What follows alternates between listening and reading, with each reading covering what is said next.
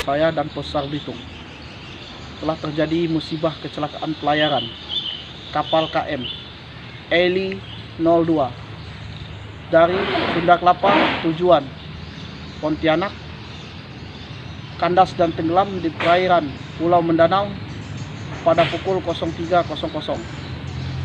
dan berhasil dievakuasi oleh KM Tunas Jaya pada jam 04.00. Kronologinya pada 03.00 kapal KM Eli 02 mengalami kandas dan bocor dan diselamatkan oleh KM Tunas Jaya ke Tanjung Pandan dengan selamat pada 04.00 dan berhasil bersandar di pelabuhan Tanjung Pandan pada pukul 08.45.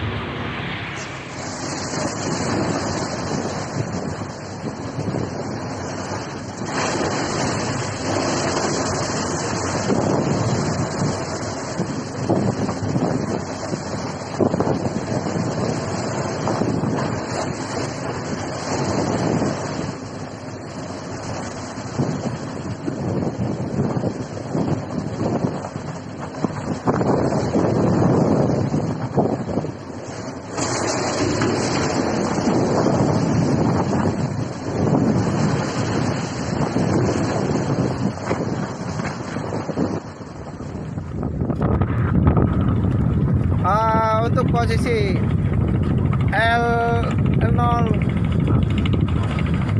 dan untuk para nelayan sedang membantu apakah ada korban di dalam. Demikian untuk posisi kapal.